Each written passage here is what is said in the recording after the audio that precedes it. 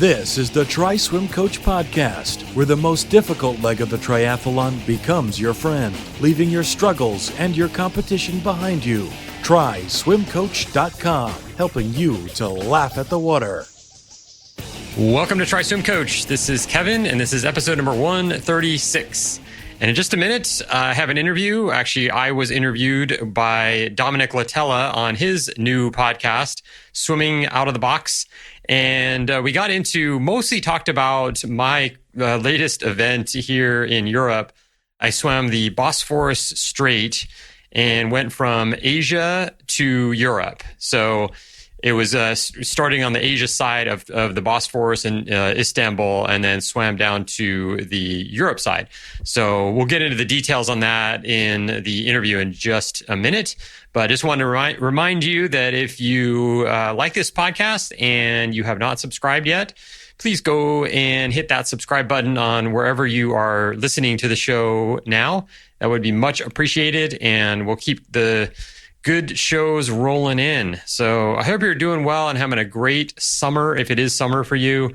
We are winding down here I'm in northern Germany, in Berlin, and the cool weather is already starting to come in here in early August. So it's interesting.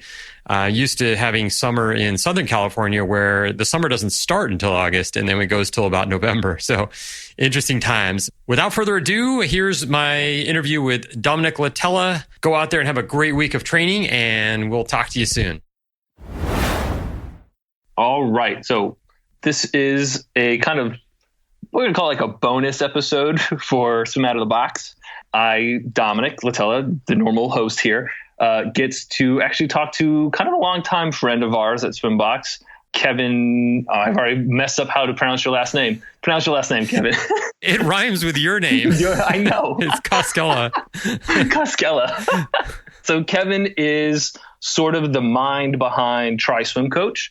He has a wealth of knowledge about swimming in general, and especially applying it to triathlon. But I really wanted to talk to Kevin today because he's done something really cool. You just did, would you call it a marathon swim? How far was it? Yeah, I did a thing. I don't know what a marathon swim is actually. I think there is like a minimum distance that is considered a marathon swim, but I think it's like maybe 5K or maybe it's 10K. I'm not sure. But the one that I did was 6.5K. So it's sort of in the middle. Which sounds entirely too long for me personally. Yeah. So I was really fascinated by it because as a coach, I have a really hard time getting up and training for something myself because I spend so much time sort of giving a lot to other people. Right. So I just thought it was really cool that you've dedicated yourself to doing this 6K, and I can only imagine what it felt like to get back into this thing. So what sort of like motivated you or inspired you to do this? Oh, yeah, that's a really good question. So I had a shoulder injury, and that shoulder injury lasted for, it was probably, 2013. I was training in Boulder, Colorado with a bunch of pro triathletes, and I was pretty much keeping up with them. So it was all the names that you've heard, the Ironman guys and all that. And it was that summer, and I was getting in great shape. Just in like 3 months, I went from like not being at all in swimming shape to being in great shape. And I felt like this is cool. And then after that, I decided to quit swimming. I don't know why. I moved back to San Diego after that, and I just was like, I'm kind of done with swimming for now. And meanwhile, I got this thing called frozen shoulder. So I've always had shoulder problems since I was like 19, and it's been off and on throughout the years. Like I'll have a little like tendonitis in my shoulder, and then I'll do some exercises, and then eventually it goes away, and then it comes back and it goes away. And it's like this, I feel like it's just always going to be, I'm always going to have some level of tendonitis or bursitis or whatever you want to call it in my left shoulder. Mm-hmm. And so then it got from, that was the end of 2013. It started getting worse and worse and worse. And I started doing all of the rehab you could think of, chiropractor, massage, like yoga every other day, like everything I did acupuncture. I mean, I did everything, and it was not at all getting better. It was just getting, and I wasn't swimming at all because I thought the last thing I want to do is swim right now, because that was probably what aggravated it in the first place.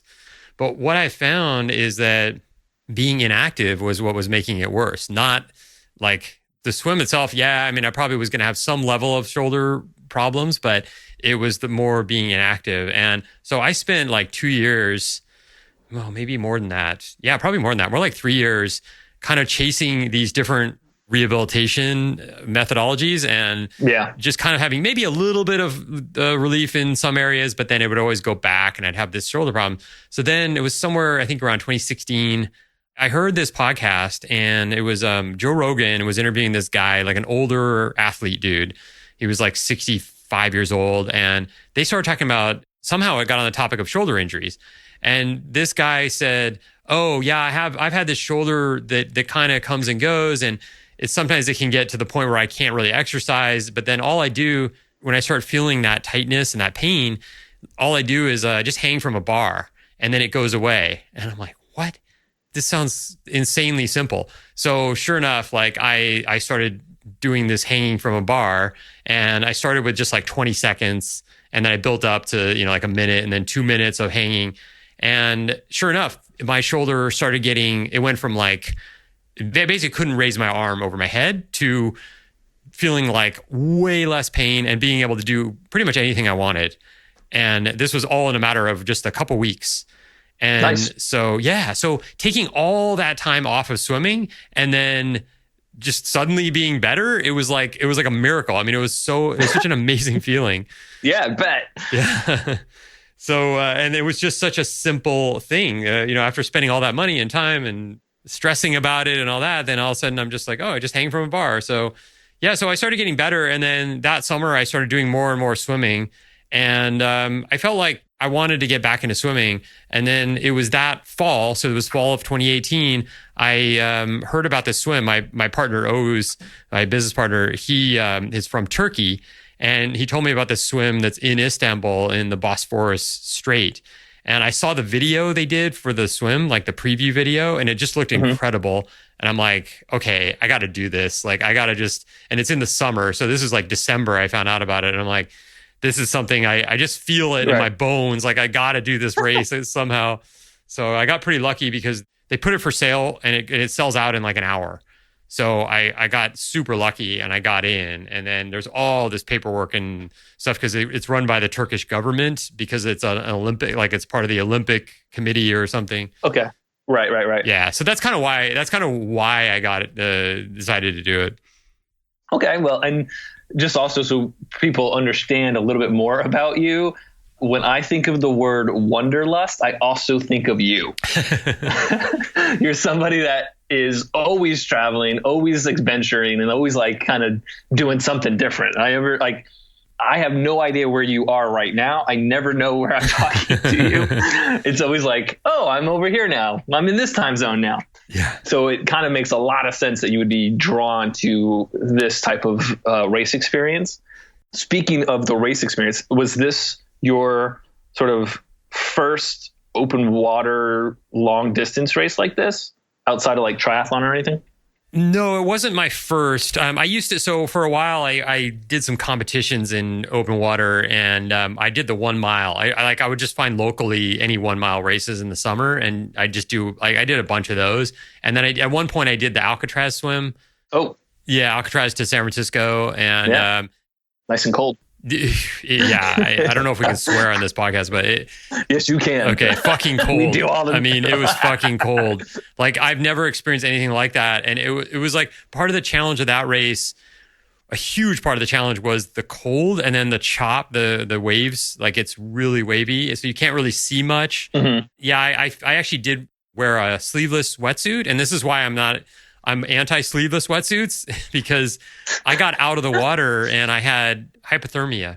Just even thinking of hypothermia makes you stutter. Yeah, exactly. That's what happens when you have hypothermia is you start losing control. Like, you can't really think straight and I couldn't speak. I couldn't say a word. So anyway, that was one of my first like big events like that. And I got out and I was sitting in the shower, in the hot shower and the sauna, and I was shivering. So it was not like the best ending. I mean, during the race, I felt fine. It was kind of fun, but once I got out, it was terrible. Yeah, no, thank you. I'll pass on that one. Yeah, exactly. So With the turkey swim, was it wetsuit, no wetsuit? What was the water temp like? Yeah, it was no wetsuit because it's like an official open water swim. So it was no wetsuits allowed. And the temperature was around, let's see, they said it was about 23 Celsius. So that's probably like 71. I think something like that, 72. But it felt a little bit colder than that. I would say it was probably around 69 Fahrenheit. That seems really cold. Yeah, I mean, so once you get going and it's just kind of the thrill and the excitement of it, it wasn't bad at all. I mean, I think if I was just like a training swim, I would have felt a little bit colder, but I didn't really notice it, most of the time. I think what I did notice is there was a lot of jellyfish in the water. Actually, the first part of the race, we were all swimming through this huge pack of jellyfish. And luckily, they were not the kind of jellyfish that actually sting you. They just kind of float along, and they don't have any, apparently they don't really have any ability to hurt people. And the reason I found out, because when I was training, I was actually training in Bulgaria in the Black Sea, and it's the same water. And I found out that all the jellyfish there, the water has been overfished. So the jellyfish are like on the top of the food chain, so nothing eats them. So they lost their ability to defend themselves. So it's pretty funny. Interesting. Yeah. So a little side note. Bringing up the sea life actually is a really good topic to talk about, because it seems like the things that people are most concerned about when doing open water swims is water temperature, deep water, and then sea life. And I actually think sea life more people are concerned about more than anything. Obviously, there's bigger sea life than jellyfish out there that can do some serious harm to you. Did that ever cross your mind, or did you ever have to think don't focus on that or anything at all? Yeah, that's a good topic.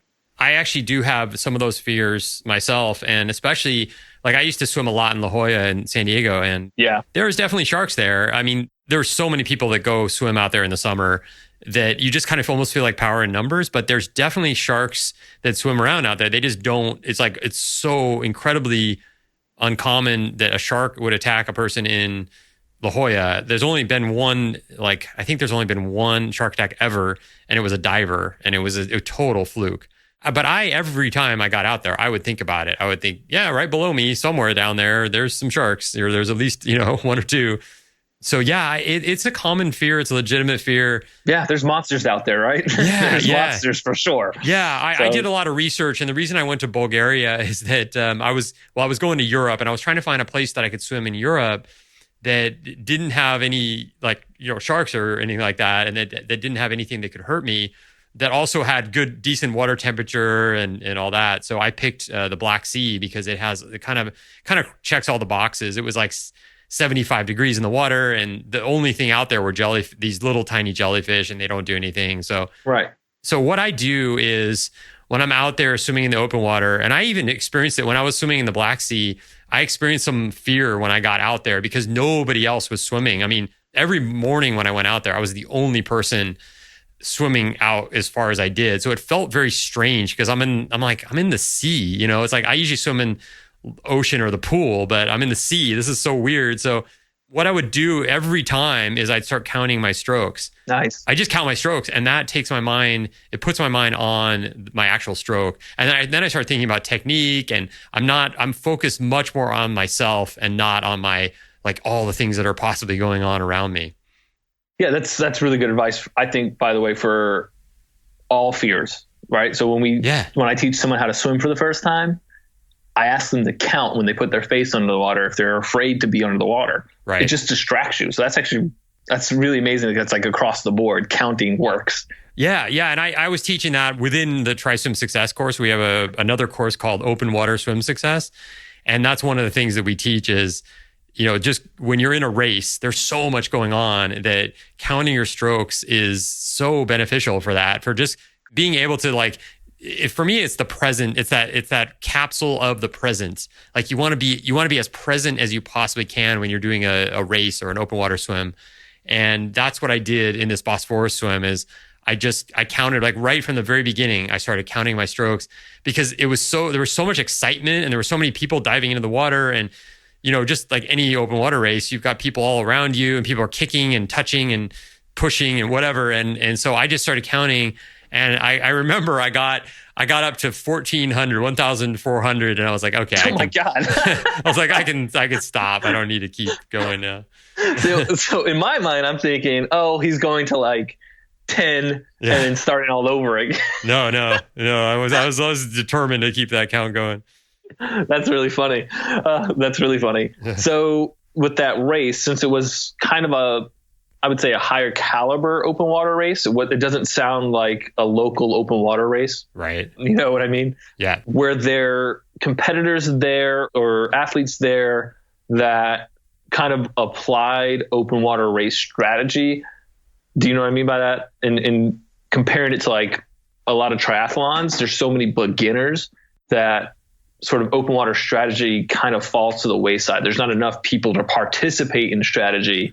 Right. But it sounds like this race, maybe you had an opportunity to kind of draft or at least use people successfully. I didn't myself. I didn't notice any. I mean, it's funny because there was two groups of people and they sent off. So I was in the older group. I don't even know what the cutoff was, but I was in the old people group. And then there was the younger ones, and there was two boats that went out. So you take a boat up to the start, and then the older people go first, and then the young people go after them, which is kind of funny. And then it's like you're getting passed by people at some point. And even like I was even getting passed maybe halfway through or maybe 3/4 of the way through. People were passing me, but there was no opportunity to, getting any kind of drag off of anyone else. I felt like I was in the top group of my older group, and most of the people I lost kind of early on. I was swimming next to a few people, and I could kind of see them for a little while, and then I lost them. And then the faster people started passing me. Maybe 3 or 4 people passed me, and I kept up with them for a little while, and then I completely lost them. And then I was kind of like 100% alone. I didn't see anybody around me. I don't know what happened. I took a slightly off course. Somehow I got a little bit like I was going slightly the wrong way, and then everyone else was going right and I was going straight. And so that was my only complaint about the whole race, is that I have no idea how that happened. I'm like, because I was sighting, I had everything figured out, and I felt like I was following people, but then they somehow went a different direction. I didn't see them.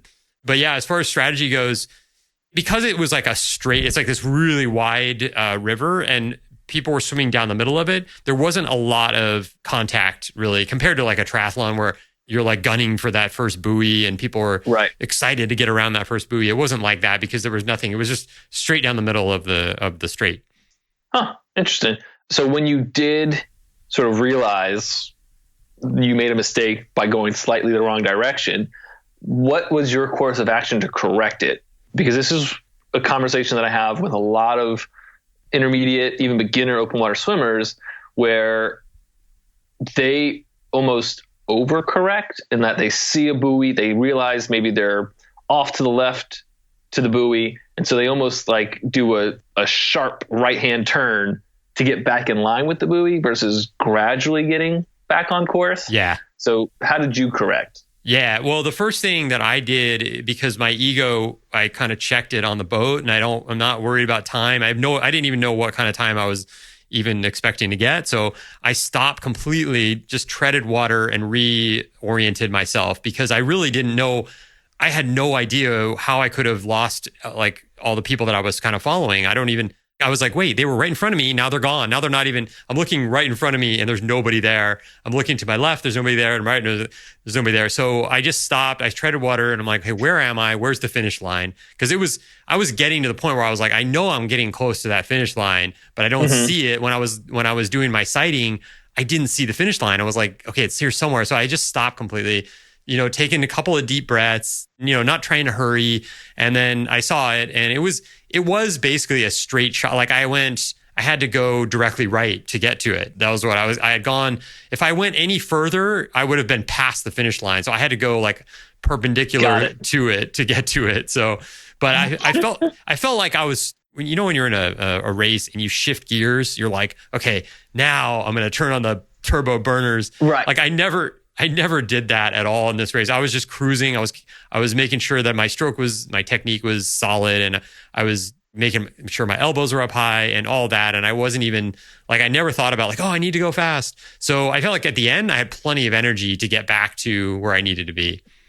Yeah, I think that's actually a really good thing for people to kind of hear. I think a lot of people are so fixated on making sure they sight perfectly, they swim perfectly, they're going the right pace, where it's almost, you put in the training, you're going to do what you're going to do.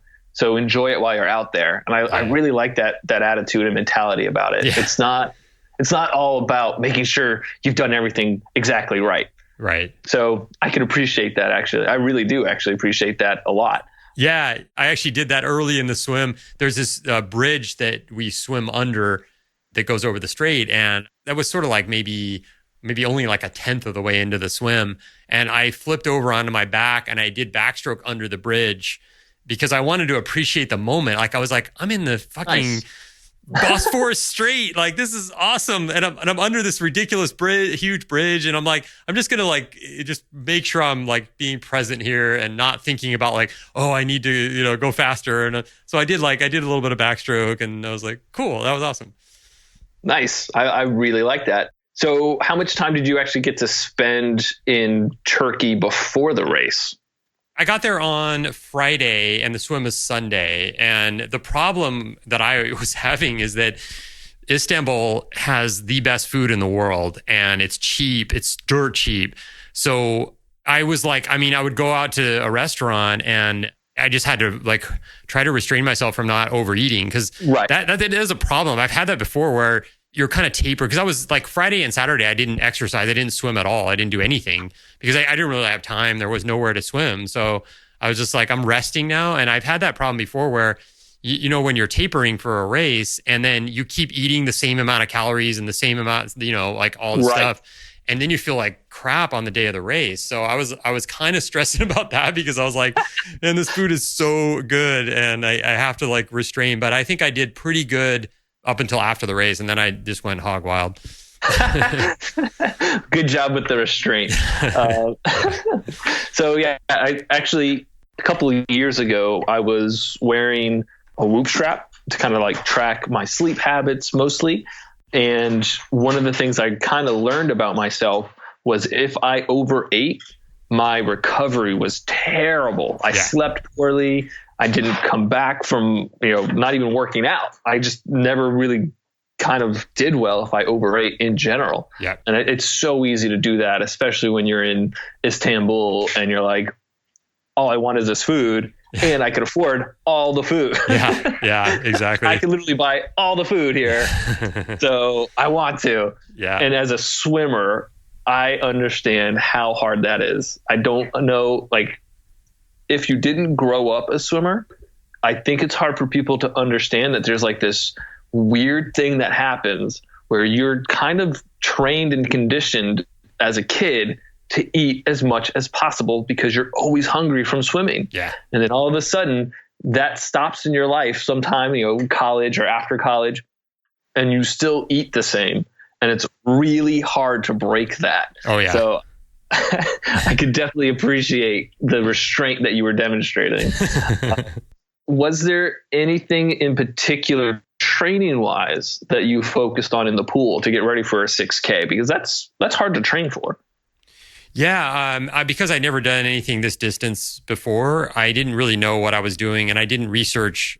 I'm a swim coach, so I kind of, I train triathletes and all that. So I kind of know, basically what to do, but I haven't really trained for anything this distance and I haven't trained anyone else for any distance like this. So I was pretty much winging it. And so I was actually I started in San Diego and I was doing just lap swimming for a while. And then I started adding in some interval training, doing hundreds like on the 130 and stuff like that. And then I moved over to Taiwan and I was in Taiwan for a month. It was the month of June. I was in Taipei mostly.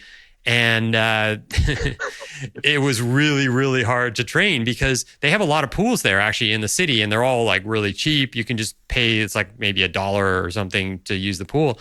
But the problem is the pools are all heated, like they're all super warm. Right. So I was trying to train, like I was like, oh, I need to get, by the time I'm leaving here, I need to be up around 3,500 meters. And I wasn't even close to that because every time I get in the pool, I was like sweating to death, practically. And then they also have this strange thing where, well, first of all, you have to wear a swim cap. No matter how long short your hair is, you have to wear a swim cap. So that makes it even hotter because I'm wearing this swim cap. And then everybody seems to be in love with breaststroke there. Yes. Yeah. So they have these, they have the slow lane, the medium lane, and the fast lane. And you get in the fast lane, and about 90% of the people in the fast lane are doing breaststroke. It's like, so this is the fast lane. Every single time I swam there, that's what I encountered. I'm like, okay, so nobody is actually going fast. So I was swimming over people and around people. And so the most I got accomplished there was like 2,000 meters in one session. I couldn't do more than that. It was just too frustrating. Yeah. I felt like I had to leave there. And that's why I ended up going to Bulgaria. And I was thinking when I was going to, the city is called Varna. When I was going there, I did some research and I'm like, okay, I'm going to live a little bit outside the city by the beach so I can just go right into the water in the morning. And that was pretty awesome. I mean, I was able to do open water swimming like any day of the week, just right there at my, at my feet. But I was expecting to be able to do some pool swimming as well. And I never found a pool in the city. So there was one like awesome pool, but there was never open for lap swimming. So anyway, that was my training, was strictly just swimming in the open water. And nice. Yeah, so I spent a lot of time just going back and forth. There was this kind of like area. There was a light, what do you call it? A light tower, light post? Light post. Yeah. Yeah. And I just swim out to that and then back and then out and back. And I just do it by time. And I try to swim for like 30 minutes and, I'd feel pretty good after that. And so that's really all I did. I didn't take it too seriously because I felt like my stroke technique was getting better with every swim. And even though my endurance was not where I thought it needed to be, my technique was it just felt really good, like really solid. Because I can tell, at this point, I can just tell, like I know when I'm off and I know when things are slipping and my arms are dropping and all that. And I know when it feels right. And I was like, yeah, I'm not swimming 6K out here. I'm swimming like maybe 2K at the most, but it feels like I could go forever. Like it's that feeling of like, yeah, I could just keep doing this, but I'm not going to because I want to get on with my day. Right. So your advice to people wanting to do these longer open water swims would be move to the Black Sea, find a beach house somewhere that you can just get in the ocean. Is that your advice then? But only in the summer. Like I think it gets pretty cold there. Like past September, it probably would not be a good idea. But yeah, I mean, it is cool to have the open water right there available to you. I think it's super helpful. Nice. But I mean, you can get a lot done in a pool, and I love like 50 meters is so much better than 25 yards or 25 meters. It's like, to me, that's way closer to open water swimming than swimming back and forth in a 25 meter pool or something. So I'd say as far as advice goes, it's just kind of as much as you can with open water, but most of the triathletes that I coach are sort of more beginner level, and they need pool time. I mean, they need to be fully working on their strokes and not worry too much about open water, but just getting the experience of being in the open water and overcoming the fears and all the things that go with that. Yes.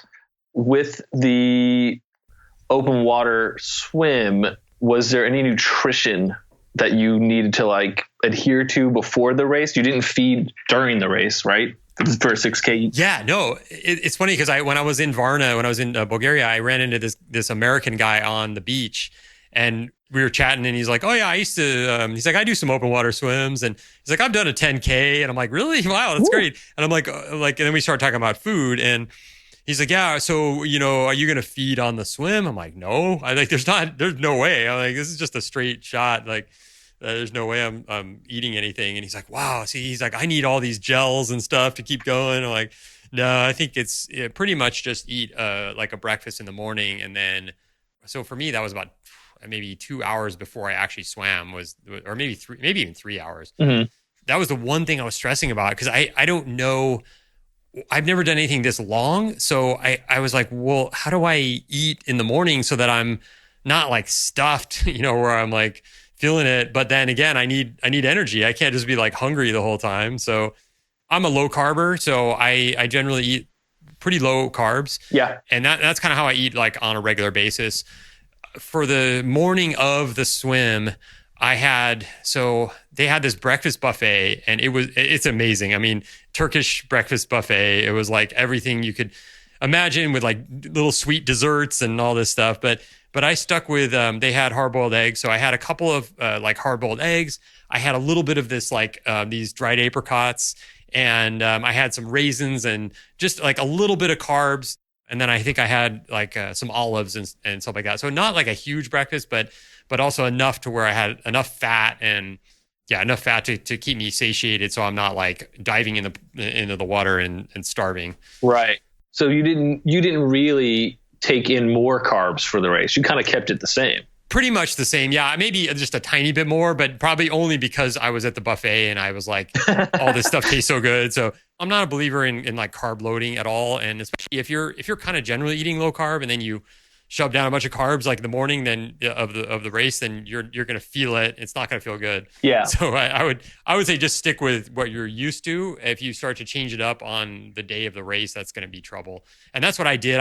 I was like, I'm just going to eat kind of a smaller version of what I usually eat for breakfast, but make sure that, I've got the calories there and don't overdo it. And then I drink coffee, and I've actually taken time off of coffee, and I was planning on like actually quitting coffee up until the race, and then having like my coffee in the morning, and then right. But that didn't work out. I actually was, because traveling and everything, I started drinking coffee again, and then so the morning of the race, I just had my one coffee with a little bit of butter in it, like sort of a bulletproof, but not as much butter. Right.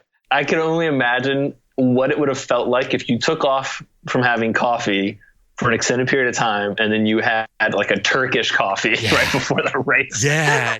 You would have been amped. Oh yeah. Yeah. It would have been like turbo jet. Yeah. Those are like, they're like mud. They're like so thick, and yeah. Yes. It's almost like a hot chocolate texture. Yeah. Yeah, exactly. That would have been amazing, I bet. So with the swim, to me, 73 degrees water temp would be pretty cold. Mm-hmm. I don't do well with cold, right? Yeah. I want my water temp to be more like 78. Did you practice any Wim Hof breathing beforehand, or have you kept kind of steady with that? I know you were always interested in Wim Hof.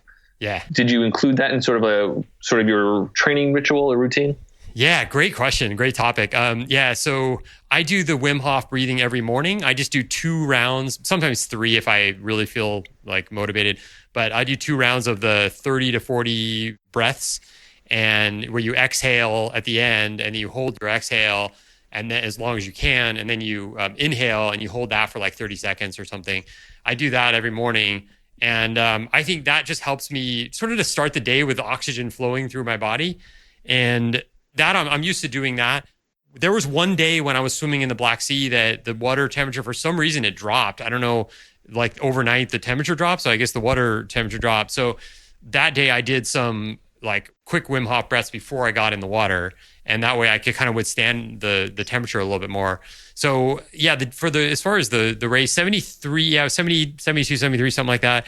I actually did like right before I dove in the water, I did a couple of rounds of the Wim Hof breathing, but I don't think that level of temperature for me it could be an issue.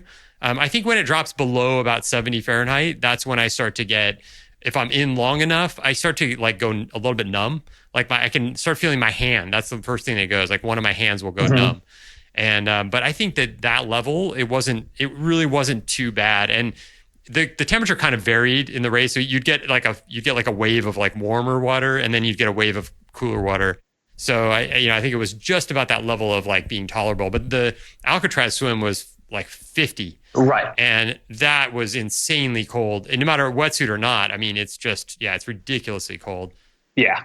Yeah. I think part of it is just how your constitution, like how does your body deal with cold and heat? Because I was just traveling here in Europe with a friend, and it's amazing how different he experiences temperatures. Like we walk outside and he's got sweat pouring down his face. And I'm like, wow, it doesn't even feel cold or that warm to me. He's like, oh my God, it's so hot. And I'm like, yeah, I feel kind of fine. Like I'm not sweating at all. And so I think some of it is just kind of how your body is. Everyone's a little bit different. And some people can withstand cold temperatures better. But the Wim Hof breathing, any cold water event, I think would be a huge help. I mean, no question about it.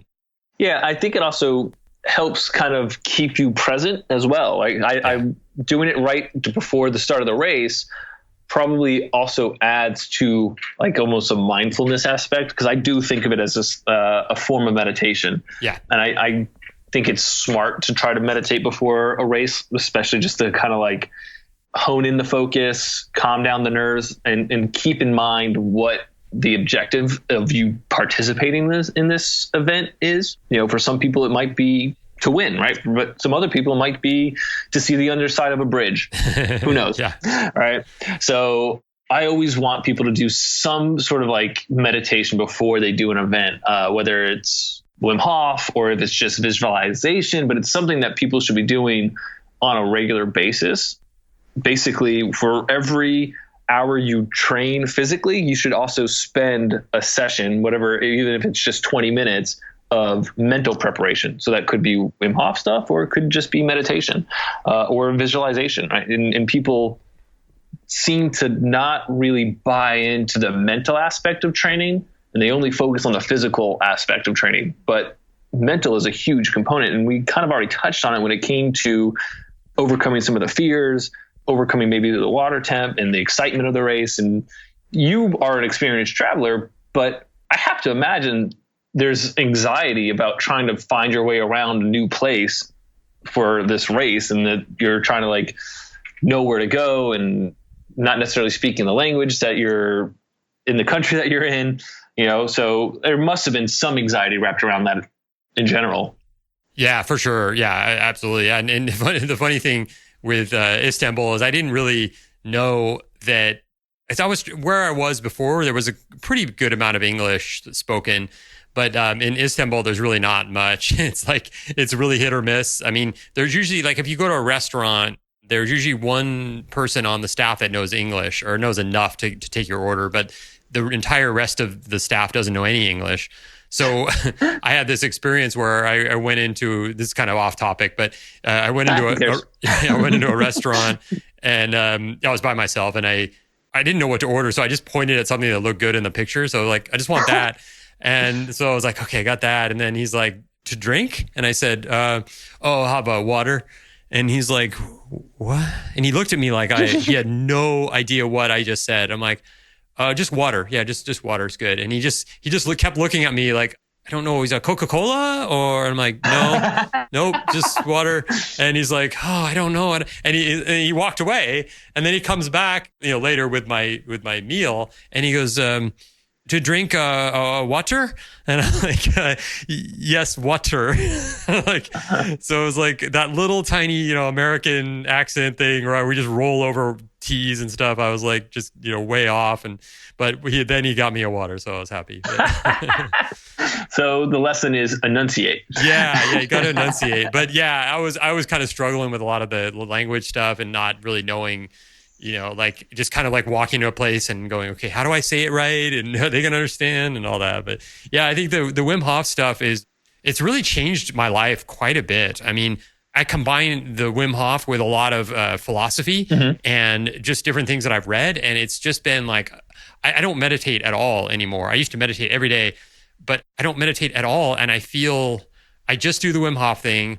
And if I need to read something, sometimes in the morning, I'll read something like that sort of centers me. But other than that, it's just, that's it. And like, I feel like way, way better than I used to.